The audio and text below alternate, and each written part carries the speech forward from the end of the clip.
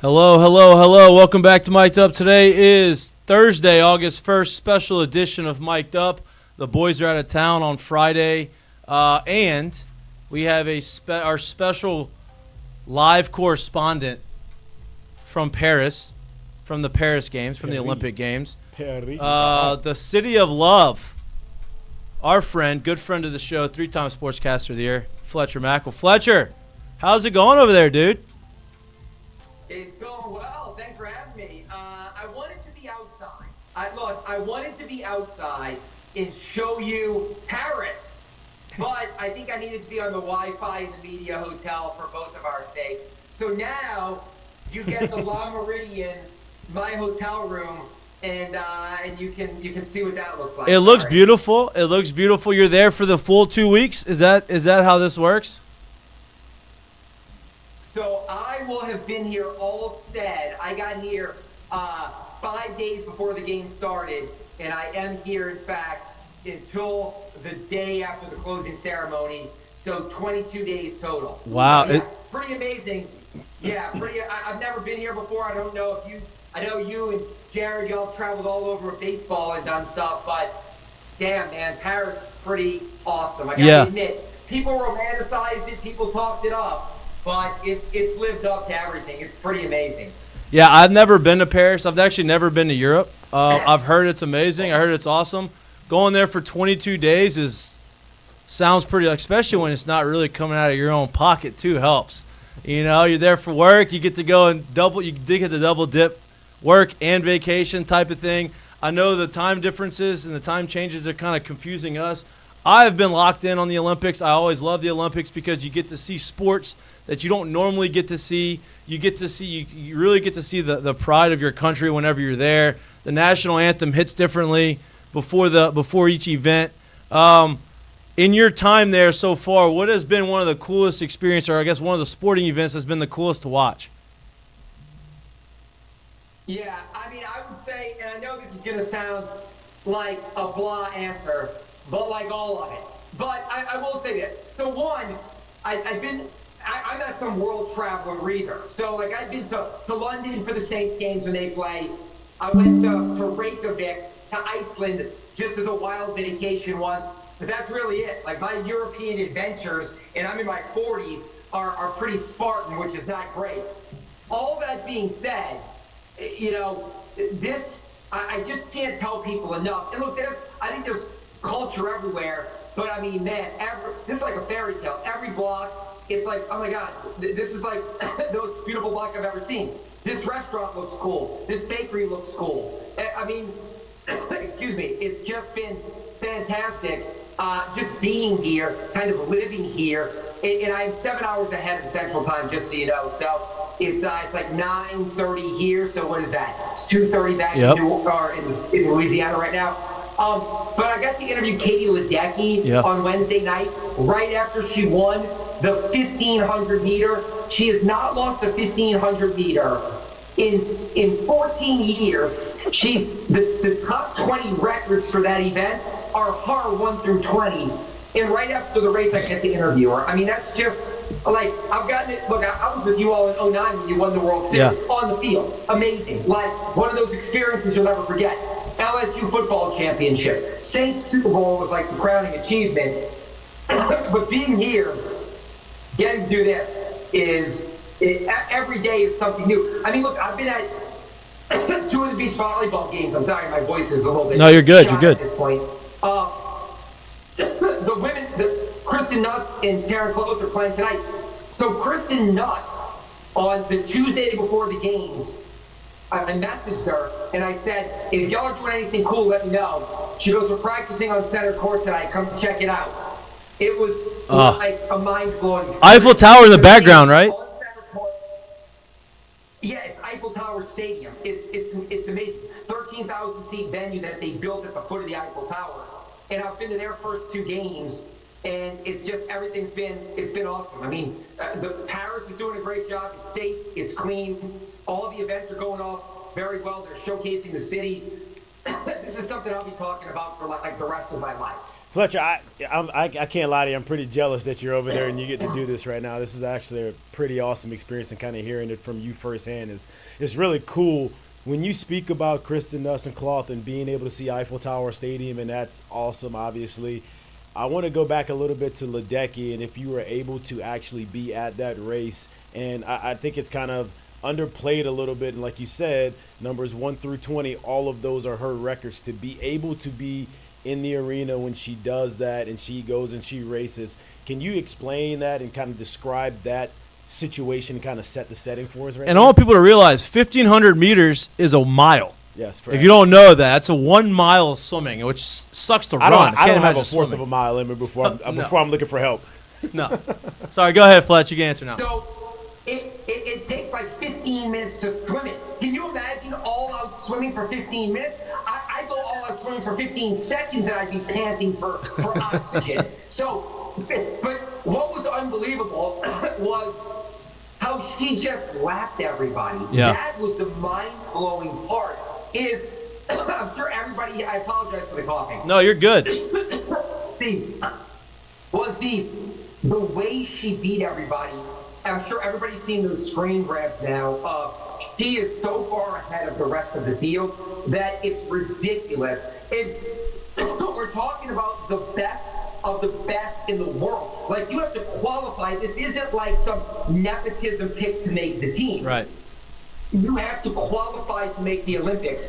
And she's racing them like she's racing the three of us, and it's a joke. And I just couldn't believe how dominating she was. I also couldn't believe how gracious she was after doing interviews with everybody, talking to everybody, and how accommodating she was with the media. So being in that stadium was great. The venue is not huge. It's about 10,000 people, 12,000 people. And this French swimmer named Leon, he won 2 gold medals last night. The last time, that sounded like Tiger Stadium on a Saturday night. Yeah. The French kid winning 2 gold medals in front of the home crowd was insane. And then Ledecky making history and tying the records for the most decorated female Olympian ever, tied for the most gold medals ever by a female Olympian was unreal. I mean, Jared, I'm not smart enough to put it into like vocabulary or words to try to articulate it, other than to say it was just awesome. Like, how do you describe winning the national championship in 2009? It's like you just have a feeling like we're witnessing greatness, we're witnessing history. Like, to be a little small part of that, getting to report on it is, again, one of those. It's going to be one of the top 5 things that I've ever done in my career. Well, let me ask you this, because I'm sure you, going into this event, kind of had the mindset of there's probably some events you had tabbed in your mind that you wanted to see. Can you name some of the events that either you got to see already that you had tabbed, or that you can't wait to see for the first time? So beach volleyball I was all in on. I know Kristen Nuss's brother Pete Nuss. He's closer to my age. I followed them. I remember when they turned pro during COVID in 20 or 21, and going out there. So I felt like I had a vested interest in them. I mean, look, we produced a lot of great baseball players and a lot of great NFL talent. Right. But like, Louisiana isn't some Olympics hotbed, so to say. Like Florida and California are Summer Olympics hotbeds. So when we have somebody from New Orleans, you know, like Kristen Nuss, I feel a strong connection to her because I'm a born and raised New Orleanian. So I wanted to see beach volleyball. I've seen their 2 matches. They're playing right now. I get assignments, just so you know how this works. I am here for NBC, and I get assigned different things. I am not here, unfortunately, just to cover the locals, even though I can kind of lean in and tell them, please let me cover some of these locals, and they have. Today I was covering track and field because those events were starting today. Is swimming's nearing an end. And then I'll be back maybe to volleyball next week when they get to the knockout round of 16. Swimming was on the list, Jared. The volleyball was on the list. I had a chance to go check out the BMX. Awesome. Oh, yeah. These things that you don't think, am I going to like that? And then you get there, and it's fantastic. And so still on my list is I want to try to get to the fencing before it ends and it wraps up in a couple of days. just because I think that would be kind of cool. And my dad was a golfer, so I would like to get out maybe Saturday or Sunday to see the final rounds of Olympic golf, but the course is almost an hour away. So I'm going to be on the Metro for a little while here. Yeah, I think the uniqueness of the Olympics is you're so used to covering the specific sports in Louisiana Saints, LSU, Louisiana athletes. Now you're covering Olympics, and you get to cover athletes that you're never probably going to be able to interview or talk to or cover ever again, right? And I think that's what really makes it so unique is you get a different perspective. Has there been a specific athlete that you've, outside of Ledecky, that you've been able to interview or talk to or follow or do anything with that you're gonna look back and say, man, that was really cool? So let me answer it like this. All these on-the-spot questions, I sometimes my brain doesn't function that quickly. Oh, no. And so all these athletes are so gracious and so nice because I think sometimes their sports are, I hate to use this term, but in obscurity, like skateboarding and field hockey. These are sports that we probably should celebrate more, but we don't. So when we do celebrate them, the athletes are so gracious and so happy to have coverage that they are all in a good mood, win or lose. I've never seen people that have failed to medal that are so gracious with their time. I mean, you all played a sport where you play 162 games, you play every day, and sometimes you just don't want to talk to the media. All these athletes are ready to talk no matter what, and the ones that win, and you know what I like about this? Just no specific athletes, Mikey. Sorry right now. I'm trying to brainstorm as I talk. Is this isn't just about, look, football teams play.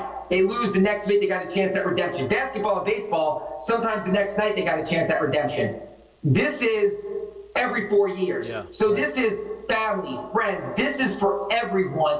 And it just, the emotion of it is like nothing I can say I've seen before. Watching, like there was a girl, Edie, that I interviewed today, who is a kayaker canoeist. Wow. And she won the first ever gold medal in kayaking and canoeing for the United States. Her and her family, I mean, it was like winning the Super Bowl. And so it just means so much because so much goes into it, and you only get a chance on this stage every 4 years. So it really is more of a family friends affair, knowing that it may not happen again, and if it happens again, it's not happening for 4 years. And I think you hit the nail on the head right there, because I think what makes it so intriguing for me to watch is you get to watch these sports that you don't get to see. Handball, electric, right? Field hockey, electric. Rugby, electric. Especially when you win it the way the Americans won it, right? You're basically a 99-yard buzzer beater touchdown to win the game, first ever medal that they've ever won in rugby. To watch those types of things and to be able to go through that and highlight sports that you haven't seen. I mean, rugby is to me, I'm going to follow it. I think this is really cool to first of all, the dudes are unbelievable. And then you go watch the women's team and you got the girls, I think it's Iona Mayer. She's just full-arming people. She's stiff-arming like Derrick Henry. And then they win at the buzzer on a 99-yard touchdown. That's pretty amazing. I don't know if you felt that I don't know what the energy was like after that, but in the States, it was pretty awesome. So I got to interview them yesterday. Alana Mayer and Spiff, the woman who scored the winning try. I got to interview them yesterday, and they were amazing. And they talked about that moment catapulting their sport. And that's really what we see here is how many young women are going to see that now and say, I want to play this. I want to try that. It opens up a world of possibilities that we talk about, but it becomes reality when you have those crowning achievements and moments. And that was another team. I mean, look, Alana Mayer has become an internet social media sensation, and she was fantastic to talk to yesterday from Vermont. She was great, and they all were. Although I did joke with one of the players. She went to West Point, and she kept calling me Star, and I was like, look, I know you got a military background, but you're starting to make me feel really old with all this Star. But they were great yesterday, And that's the thing. Every day I'm getting to meet, all these athletes with all these fantastic stories that are doing things the right way and want to do things the right way. Not to say that mainstream athletes don't want to do things the right way, but sometimes those sports are already at the forefront. They're already in our conscious. They're already the sports that we gravitate towards, follow, talk about. I mean, your podcast dedicates a ton of time to that. These sports are what we don't talk about, and I think these athletes embrace and know every chance they get, I am the face of my sport now, and they take the opportunity to handle it in a way that is, to me, remarkable. You've gotten to be around a lot of championship type situations, and obviously around a lot of the families in those situations as well. This is different, right? And I kind of want to know, because outside of the championship game, the Super Bowl, the World Series wins and stuff like that, do you sense a different feel from the families and the fans and the people that are around each and every game that's going on and every play that's going on right now? Because like we said, this is the Olympics. You only get it once every 4 years. Do you get a different sense that's in the stadium, in the arenas as these things are going on, kind of like championship games? So that's a great question. And by the way, Jared, you look jacked in that T-shirt. My shirt, it's the lighting,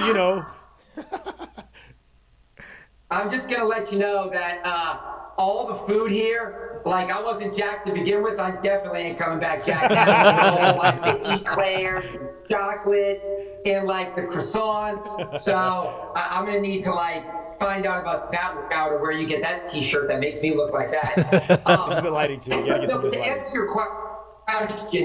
answer your question, it feels like a Super Bowl. It feels like a Final Four. It feels like a college football national championship, like when LSU played Clemson a few years ago in the Dome. This is a mega event, and it almost feels bigger than that. I can't even express to you. There's like 10,000 media members here from around the world.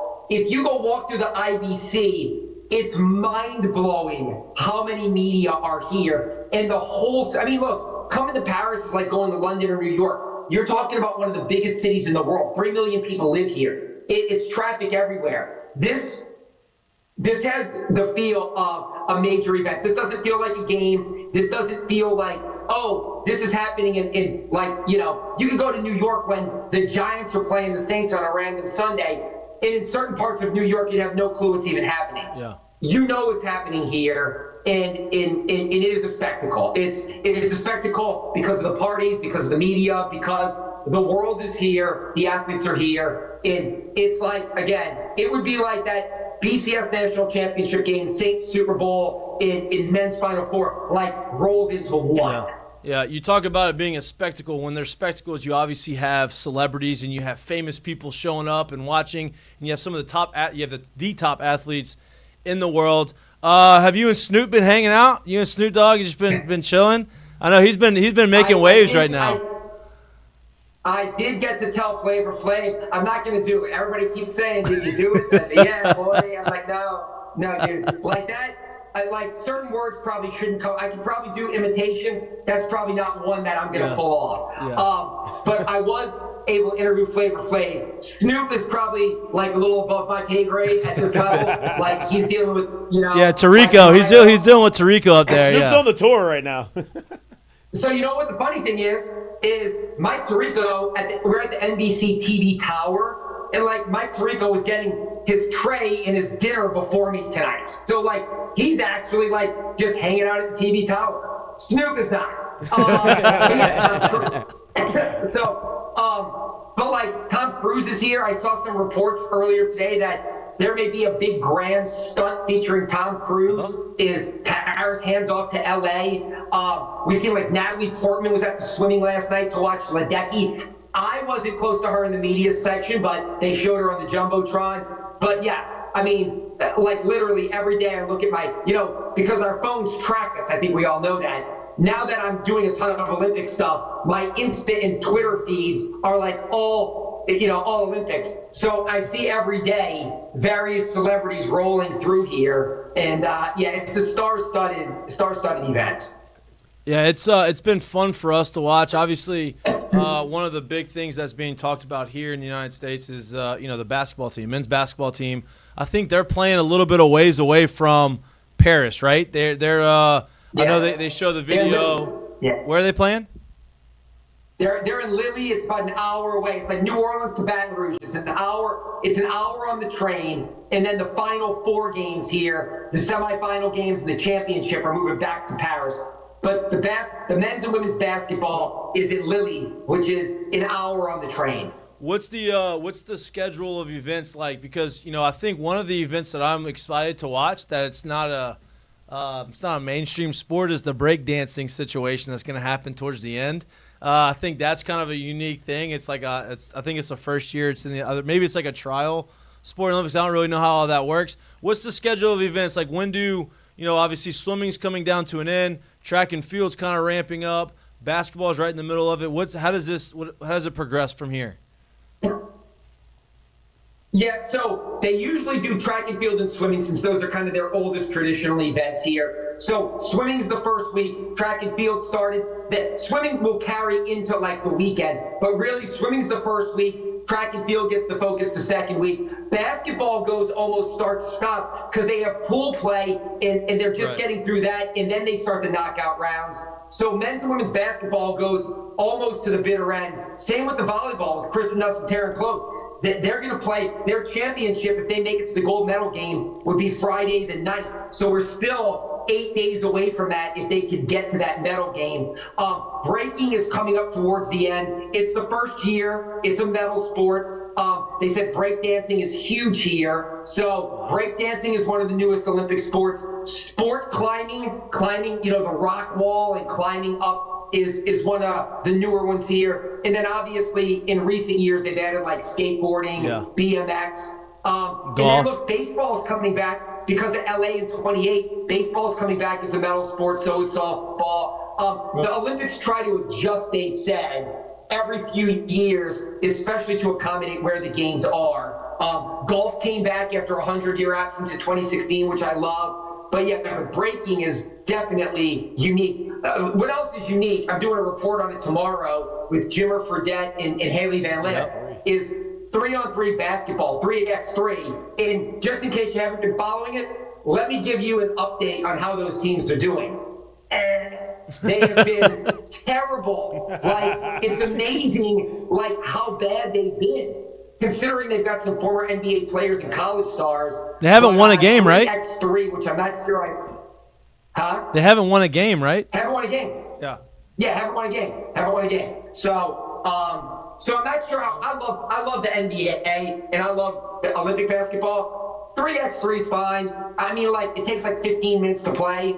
I feel like it was created for TV, fast-paced, like a younger generation that doesn't want to watch a real game. Right. But it is what it is. But yeah, breaking should be interesting. That's one people are already talking about. Now, make no mistake about it. I know you're enjoying your time in Paris over there, but it is football season over here in the States. It's here. It's finally here. There will be a game tonight. I know you're getting the insider report right now. What's your thought on what you either know and or think about the Saints going forward from this point right here?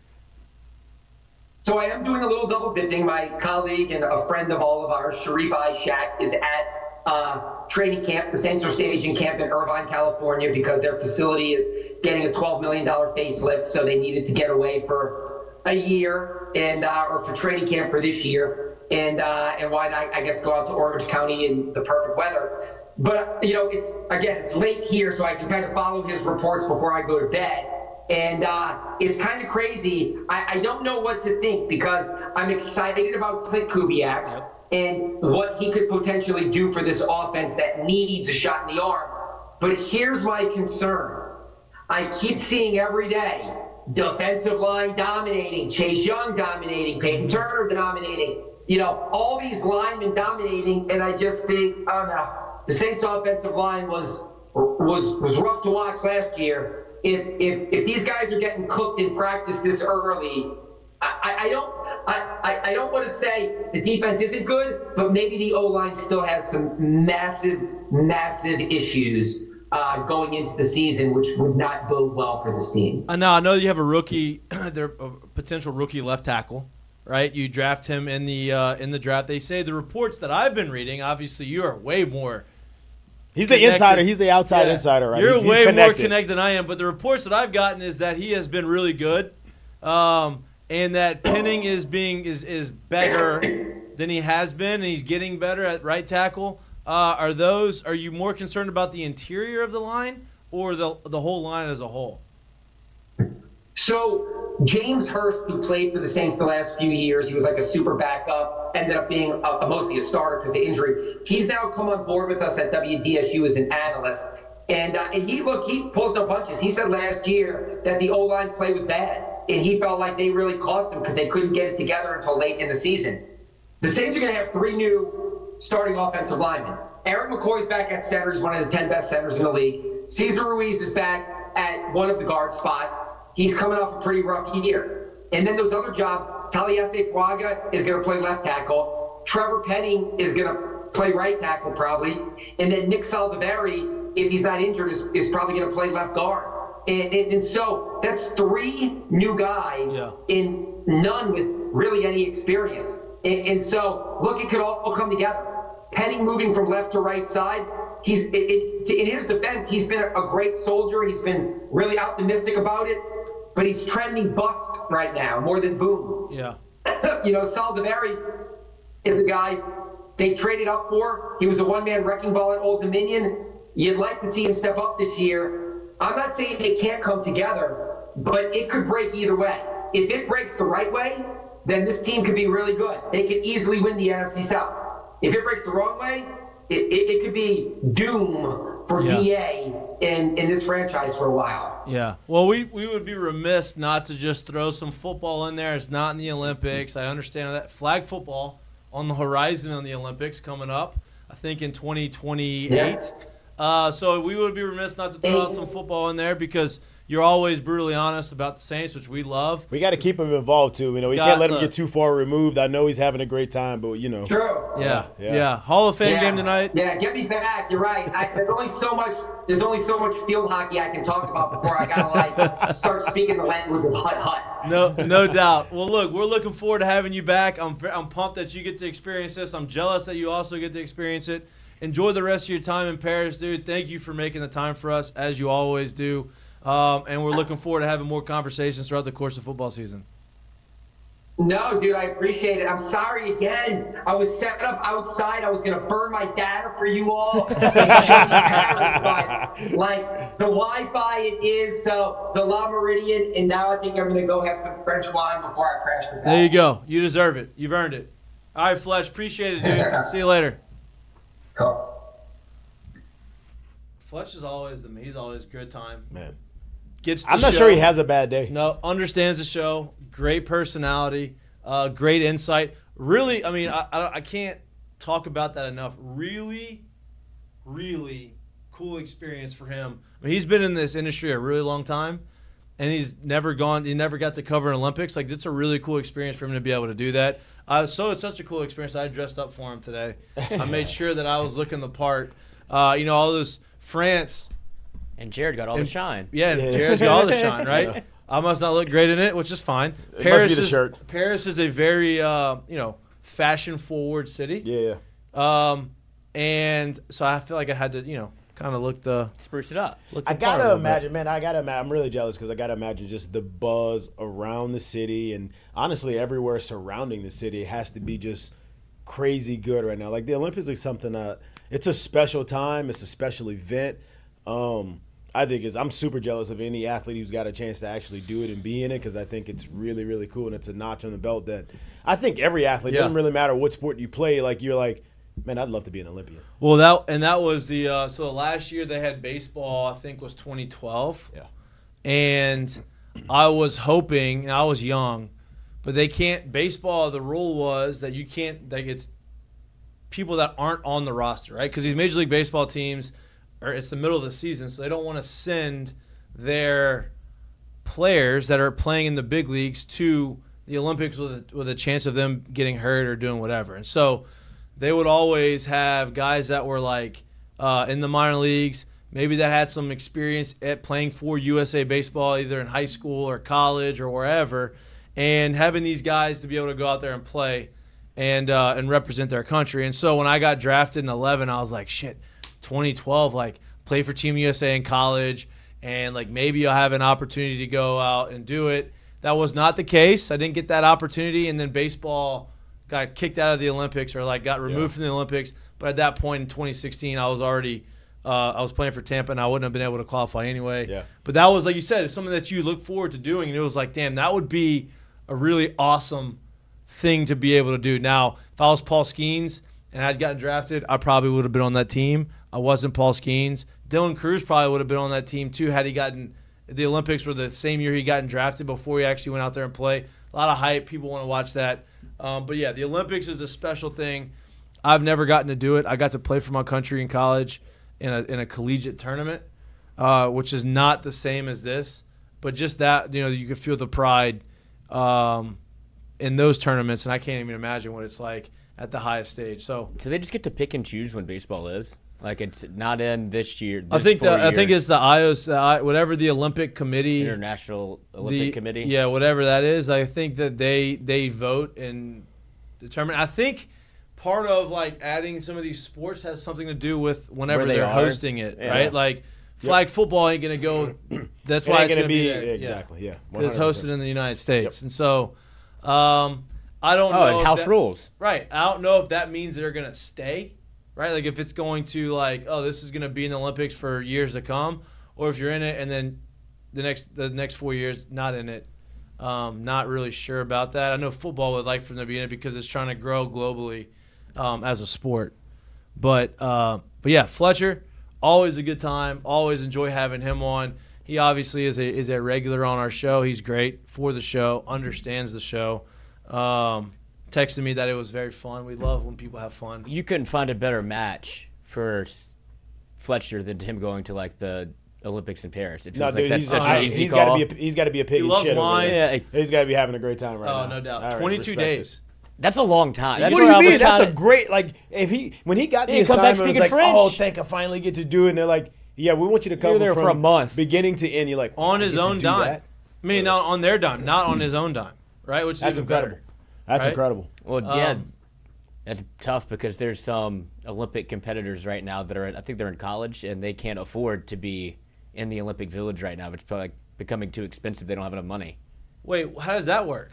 Oh, because they got to pay their way in the Olympic Village is not free? I thought Olympic Village was free. I thought people pay their way into hotels. No, I just saw this power lifter. She doesn't have the NIL money and like the same setup as some of the people that I guess do. I guess it depends on your. I would imagine Olympic Village is free though. I feel like it is, but I mean I don't know. Maybe I imagine that parts of it are, but I think if you wanted to leave because some people left, but. Yeah, but I know people are paying their way into hotels and but they're she not staying there. Coco Gauff didn't know. She stayed. Yeah, she stayed. She met Nadal. Well, she knew all of her team bounced, but she said, I'm doing it anyway. Oh, the whole team's gone? Everybody's gone except for Coco Gauff. She wanted to hang out in the Olympic Village. What was it that she said if somebody else could do it, she could do it too. Nadal. Yeah, it was Nadal. She said she saw Nadal there and I'm staying. Yeah. Makes sense. All right. I'm staying in Olympic Village. I'd probably stay. Well, yeah. Right? Yeah. I didn't know it's an experience. I'm not, and look, Olympic Village has some connotations that that's not what I'm talking about. I want the experience. If I'm one of those people that's been there three times, that might be different. But for my first time, I'd stay there. Yeah. Just to get the full experience of, dude, I am in the Olympics right now. Yep. I guess it's probably because of the beds. It's why the people I would imagine that's probably the biggest part reason. of it. I actually did see a video too. Some girl said there's no curtains on the window, so lights like coming straight in and like people are, and it's literally like right across from like where people are walking. So like if you shower and try to dress in your room, like you just get naked in front of everyone. So I do think there's some of that going on in there too. There's probably some of that going on, and there's like a box AC unit, and it's probably not the most comfortable. But I don't give a damn. Yeah, I sweat it out. No, I'm trying. Air dry. I want the whole experience of the whole deal. Listen, I'd be doing like Michael Jordan poses across there, butt naked in my room, across the window. Hey! Oh man! Show you the Statue of Liberty. Who on earth is that? Who's this guy? I like it though. Yeah, that's how the Olympic Village works. He is jacked out of his mind. Do what you feel like you need to do. Oh, that'd be great. But yeah, it's like you said, it's a spectacle. I would want the full experience of everything you can have right out there in the Olympics. For the first time, yeah, 100%. And so, yeah, it's gonna be. I'm looking forward to the track and field, right? Like I'm looking forward to it. You know, the crazy thing is like, obviously everybody knows Antoine Duplantis. Yeah. Right. Obviously everybody knows his brother Mondo Duplantis, who went to LSU from Lafayette, Louisiana, is the best pole vaulter in the world. And he is pole vaulting for Sweden, right? His mom is Swedish, and that is why he is competing for Sweden.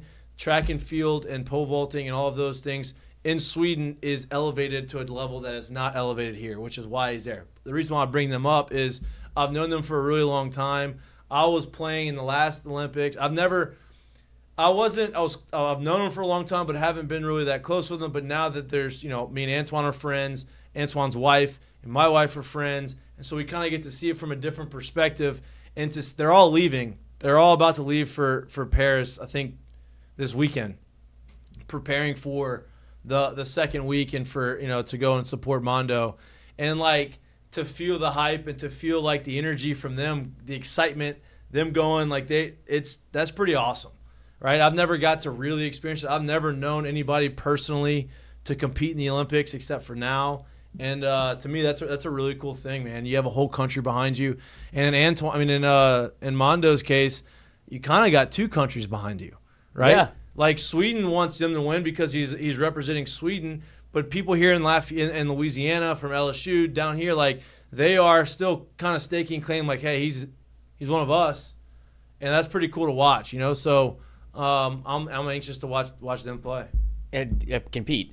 Especially for in his case where you have like the backing of it's not America, but for I guess a small subsect of that, like from LSU's perspective, they're probably rooting for him. If not Team America, then it's certainly him next, which I think is like you still get that cultish feel from just being involved with LSU. 100%. I'd imagine too from what he's done so far through his career, like it's well known that like even though he's performing for Sweden, that he's an American guy as well. So I would imagine like he's got some buzz around him when he's doing this thing on the track and field. And he could be better at it. No, I mean he's the best in the world. It's like it set multiple like all-time records, and like he's world been doing records. He sets his record. Yeah, that's the only one he keeps breaking. And I think every time you break, and I'm not sure on the number, but I think every time you break a world record for Sweden, it's like $100,000.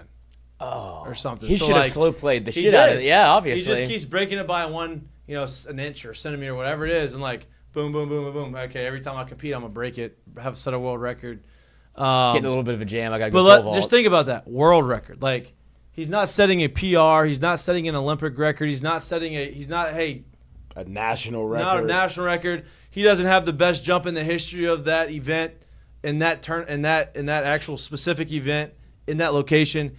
A world record. Like everyone who does this one sport in the entire world, he is the best at it. And that's pretty awesome to say. And it's been that way for a while For now. a long time since he's been at LSU. Yeah, almost since he was a freshman in college. Yeah. Like this kid's taking over the sport. Yeah. Little Only reason he really came to LSU is so he could. I mean, one, he wanted to be here. Yeah. And play here. Both of his parents were at LSU. Compete here. I keep saying play. Compete here. And now he has the ability to train here, right? So he's an LSU alum. He has the ability to train, and so now he's competing, but also has the ability to, have access to stuff here. So it's a pretty cool thing. It's pretty cool too for those kids at LSU still to have someone like him around and as accessible as he is, and they get a chance to pick his brain and kind of see where it is. And I would hope those kids are taking advantage of something like that, because it's not often you get people who have experienced what he has and has done what he's done and can give and is willing to give what he can give back to. I know this isn't a live show because we're trying to give you some content. We're trying to give you some good interviews, and we have we make it work when we can make it work. The beauty of the internet, but. Nuss and Cloth are playing right now. Can we get an update? Did anybody have an update? I know nobody's watching this. Actually, it doesn't really matter. I just want to know for my sake. And then we're gonna dabble into the LSU football conversation a little bit before we Shut the show down. I think they're down or either lost set 4-1. They're down 4-1. Yeah, I in the think first set. they're still in set 1. Yeah. Yeah. Okay, Down so they're down 4-1. 4-1. Who are they playing? China. It's China. Wow. Okay. Yeah. All right. Trying to pull it up to see if we can get a little action Let's going. make a little rally here. Nuss and Cloth. Yeah, it feels like that would be. I don't think that they were expected to go in and win, but now they've got such a massive amount. They expected to win. Right, but I wouldn't say. I don't think they were the favorite. Right. And then you look at the size comparison, and it's like, how are these two so good? They've played together, I guess, because they played together for so long, and they've been doing this since they were at LSU. Like, we go to the Olympics, I don't know if we'll be teammates. It became, there's no way we're not. Right. But I think that the story has kind of gotten to the point where people expect them to win. 100%. I mean, I hope they win. Like I said, you don't see that sport come from LSU or from Louisiana very often. You don't see them get to go compete in the Olympics at that sport, and they're doing it, and they're doing it at a high level. And I'm looking forward to hopefully making that run. From mangoes to Paris. That's a hell of a. Eating mangoes in Paris. From mangoes to Eiffel Tower Stadium. That's Crazy. impressive. Impressive. So they've obviously got LSU and Louisiana behind them, United States of America behind them. So we'll keep everybody updated on that, obviously. All right. So football has started. Camp started yesterday. Hall of Today. Fame game starts tonight. Just joking. Camp started today. Today. They reported yesterday. You have the Hall of Fame game tonight. Lloyd, our college football, LSU football insider, was there on site. Our LSU football correspondent. He was there on site today. Can you give us some feedback on the practice? So stupid. It's not live in your watch area. But What? for the volleyball, like on the YouTube TV, it's not live? Not live and not available to. We're getting what is it? Oh, Like tape blacked delayed. out. We're getting blacked out. It's bullshit. That's bullshit. I got blacked out on my. We got blacked Weekend? out watching Skeens pitch in Houston. I didn't get that drunk. It's dumb. It's bullshit. That's what baseball's missing. That's a whole nother conversation. Anyway, go ahead. Anyway, so I did go to the first fall practice today. I actually started off. I've never been to one before. I got credentialed, so I was like, I'll go. Lo and behold, it's a tough look. Subtle break. Yeah. Well, it's hot out there. Very hot. Yeah. Poof. But it Did you started. have a bucket hat on? Well, they had us in the shade for a little, like in that new area. I don't even know what that thing is, but it has like a viewing area where I guess they bring recruits, and it's kind of like looks over the practice field, but they have like a huge tent, so you couldn't see anything. So like, y'all go on the field. Like, okay, we'll go on the field. But like when the legit practice started, it started off with they went full on 11 on 11, like full go. The only thing they weren't doing is like tackling you to the ground, but it started off with a bang. Like there was a lot of energy. Nuss was coming up. yeah. Yeah, like it wasn't like we're going to do a couple of these and just y'all aren't going to see anything. We saw a good 15, 20 play scrimmage with pretty much everything that you wanted to see. Nuss looked great. I thought that he looked – if you told anybody that this was his first year starting, I don't think they would believe you. They'd be like, no, this guy's been here and started games before. And that's what you expect. That's why they got some hype, right? Well, that's what you would hope too, and that's why Yeah. you've kept him for so long the way you have. Yeah, 100%. Does Caleb Jackson look like he weighs 235 pounds? I think it's all in the ass cheeks because he was thick, but it doesn't look fat. Yeah, of course not. But he looked good, and then you saw Caden Durham get a little bit of run. Josh Williams was the starter, but Toviano reinstated. he was out there. He didn't practice, but he was there. And then you also if he's in the building, that's a good thing. he was wasn't. You're right. I think he got reinstated like right after practice, and so Brian Kelly said they're going to start bringing him more into the fold. So all signs are starting to look like There he's you going to go. play, which is There you go. great get to get back for LSU. But that said, Ashton Stamps looked awesome. I think he had 1 or 2 interceptions. PJ Woodland made a couple of plays. He was skinny, but you saw a lot. What about our other freshman? Bernard Causey, or Bernard Causey. It was formerly Deshaun McBride, now Deshaun's, what's his name now? Either way, formerly Deshaun McBride, 5-star freshman. He got an interception too in like a 7-on-7 setting, but what looked really good was the way that the offense was performing and how they looked. Everybody was organized, they were on time, and there was not a lot of like throwing your hands up like, what are we doing? And the defense competed very well how too. competitive were they up front defensively? Yeah, right. Because, I mean, like, look, you usually go into camp and usually your offense should be behind the defense a little bit. Obviously, they don't have a lot of marquee names on the defensive line up front, but you also have probably the best offensive line on the other end who's played together for a lot of years. So I would think that this group should be a little ahead or maybe even a good ways ahead of that defensive front. How competitive was the defensive front up there? Yeah, Deshaun Spears. Sean Spears now. There you go. Yeah, that's what it is. But for your question with the offensive defensive line, I think there were some opportunities where you'd have seen some a lot of long Touching the runs. quarterback? No, I was going to say it felt like they kind of probably run it a little bit more than they wanted to, but that was it wasn't really real contact. Yeah. Like they would shuck and hit each other, but they weren't tackling the running back. But it was probably felt like they could move them whenever they wanted. But there's a couple times you got into the quarterback's lap. Major Burns looked good in his star position, and he is the thing that I took away from him being kind of more around the line of scrimmage. He's super vocal. So there's a lot of communication coming in from whether it be Baker or whoever, and he's the one that's relaying the message and saying it without even really to be told anything. And I think that's what's going missed. I think that's what people miss and they overlook. And it's like, okay, yeah, maybe he hasn't been the star of the defense. But now he is the star playing. But you're right. But he's also got the mental capacity. He's been around it. He understands it. He knows how to relay it. He's kind of that veteran leader. Sometimes you kind of need that. You got him, and then obviously Greg Penn would be the two veteran guys like that to be able to go and relay some of the message from Baker. How did Penn look? Penn looked good. New number. What's his number now? 3. Ooh, good. Probably looks good on him. Probably makes him look more athletic. I They look actually faster. I like Major Burns in the star position a lot more than what people think, man. I just, he's not exactly a cover guy. He's not exactly a center field guy and kind of played there. So if you can kind of insert him into the box, maybe you can kind of get him in some situations where he's covering, but maybe in more, I would say, rundowns where you're expecting a run more than you are a pass and getting him in situations like that. I think he'll play better here because I just think there's way less isolation when he's in this spot, and I think it's a good spot for him. And if he's that good at communicating too, to be able to kind of come back in the box and know these things, I think this could be something really good for this defense. Any of the freshmen on the offensive side really pop to you? Freshman on the offensive side? Yeah. I was going to say freshman on the defensive Or side. any freshman in general pop out? Gabe Relaford looked like he's going to play a ton. Freshman, obviously, they pulled him late from Evangel. He looked the part, and he looked good. Yeah. And then you also have the 5-star that was hit or miss, but the size you can't make that up. He looked every bit of it. I'm trying to think of his name. I forgot it earlier today too. But the freshman that they got late, 5-star on the defensive side, on our defensive line, I'll think of it in a second. Anyway, yeah, get there. He looked like all of everything that you would expect. That's. I'm not shocked he's a 5-star coming out of high school. But some of the other guys that you saw, Savion Jones looked like he'll probably get some run. And then also Deshaun Womack looks like he'll be getting some run as a starter. And then the 2 transfers I thought looked good too.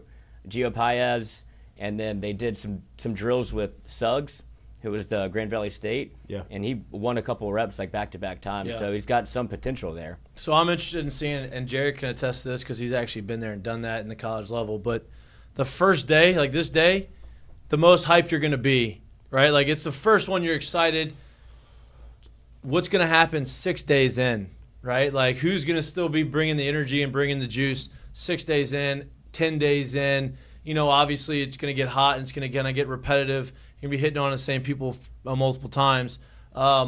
Who's going to continue to be consistent with that, to me, is going to separate some of the guys who are there because, hey, easy to get up for 1 or 2 days. Who's going to be up for the next 2 weeks? Yeah, I mean, and listen, I think a lot of that being up has to do with the staff and the community and how you surround the building. And all reports says, Bo Davis is as animated as they come. Brian Kelly is animated early on as well. And if you have a staff, Blake Baker's animated, if you have a staff that's super animated and can kind of inject the energy into the guys, I think that's the thing. But there's one thing for playing with energy, and there's another thing with playing with precision and understanding and knowing assignments and knowing what you're doing.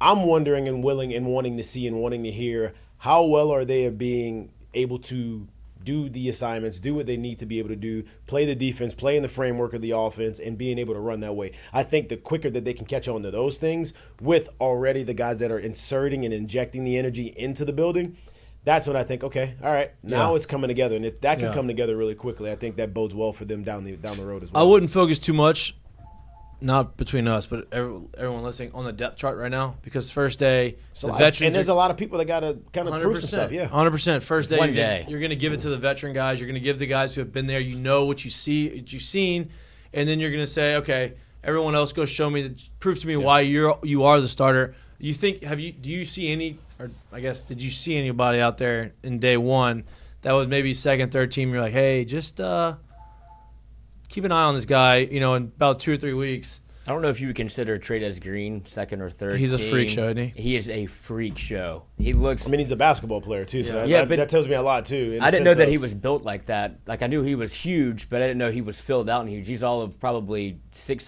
250. Yeah. And he can run. And he can run. Yeah. And they didn't necessarily play him at tight end, but he was split out wide. It was like you're gonna see that out. Yeah, yeah. Listen, red zone threat. Yes, that's. If I could draw that one up. If he could put it all together, I would not be shocked to see him be one of the top tight ends at some point coming out into the NFL, because you cannot teach that. Well, I mean, here, dude, when you're talking about defensive ends and the rush ends and or tight ends that have a legit, and obviously his background ain't over, but like a legit basketball background. Yeah. You're talking about a chance to have a impact type of player. Yeah. Because those guys are so coordinated for the size and the body that they have and the body control that they can play with. It just becomes a different thing. And obviously, like we know, Trades is a basketball player as well. So, yeah, if he can catch on to the offense, I would imagine athletically he's going to be some matchup problems, and it's probably somebody that's going to force his way onto the field in some certain situations this year. Early on. No doubt. Be hard not to Right. play him for just some certain packages, because I didn't know that he was built like that. Yeah. Because he was on a college field with a bunch of good college athletes. You're like, who's wow. that? Yeah, passes the get off the bus test. Yeah, absolutely. Yeah, and no for doubt. like freshmen, also Lacey had a really good day. Like Yep. he looks like he's accepting that role. It was like, I'm gonna have to be a 1. But it was Bill Yacht, the freshman that came in, and he tore up at the Under Armour All-American camps, and kind of really, that's where this has started for him, where it's like, oh, he might be able to play wherever he goes, and he did it again on 7-on-7. He caught a long touchdown from Hurley. So That's a guy people had probably heard about. Maybe he's gonna inch his way into He's short. that quick, athletic. I mean, you can get there's ways to get this guy in space if you can scheme it up the right way. He's not gonna go get jump balls, but no, talking about Hurley. Hurley's short. Yeah, he's shorter than I thought, but he had a I don't know why in my head I thought he was like 6'3". No, he didn't. I think he's like 6 feet, 6'1". But That's fine. that setting doesn't really bode for what he does well. He likes to kind of get off platform and move around a little bit. They were having him stay in the pocket, and he had a couple knockdowns. He's gotta learn. He's gotta learn how to do it. But That's part of it. yeah. That's okay. But it's August. Oh. Guess who else is at running back? John Emery. Oh, Jesus. Back out there in the now he's 22. Oh, he's practicing. Yes. I thought he was 44. He changed his number. Again. 22. That's not 22. Ali Broussard. Ali Broussard, I thought you knew. But he was at Alley Cat. I didn't think he would practice, but he was getting I guess the third team reps when Oh, and pads. he was practicing and going contact. Like Wow. that's a pretty Okay. amazing recovery Yeah. for Yeah. it 9 wasn't that months? long ago. 9 months, right? 8-9 months. It was the Florida game. Yeah. Good for him. So, and then Zy Alexander was also out there. Okay. He was great. in pads. JK Johnson. Johnson was out there. Yes. And obviously you had both Trey Holly and Toviano out there, but they didn't participate. Right. Right. They're getting there though. At least they're out there. Yeah. Yeah. Better than not. It's August. It's football, and we were pumped. They were Obviously. motherfucking the air too. It was like hot as a I bitch out here. I cannot That's hot. wait. I can't wait for this conversation. I can't wait to watch football tonight. Should have August seen one. some of the media. It's gonna happen. Sweating. Hard Knocks is on next week. Like it's just we're just gonna. I mean, we're here, dude. We're here. I It's don't know here. how else to Fantasy say it's football here. mock drafts are happening. I cannot wait. I'm fired up about it. But we appreciate. I mean, nobody's watching live, but we will see this. I'm glad we were able to do this. We had a little hiccup early on. They'll never know about. They'll never know about it. Just gonna delete it. That's the beauty. That's the beauty Cut of Post cut it. production. Yeah, that's the beauty of not being live. But this will be you'll be watching this tomorrow on Friday. If you're watching this, we love you. We appreciate you. We'll be back live in studio on Monday from 6 to 8 p.m. I hope you enjoyed the first preseason game of the NFL this year. Hope you enjoyed Nuss and Cloth. Hopefully win their match against China. I don't know. If you can watch it. If you can watch it, you can watch the highlights. Tape delay for sure. So we appreciate you. We love you. If you like what you see and you like watching us, please like and subscribe to our YouTube channel. If you don't like watching us, but you like listening to us, which I can't imagine you do. We're more of a visual show. Look at the way you're dressed. Anywhere you get your pods, listen, I'll dress up for you every now and then. We appreciate y'all. We love y'all. Enjoy your weekend. Peace.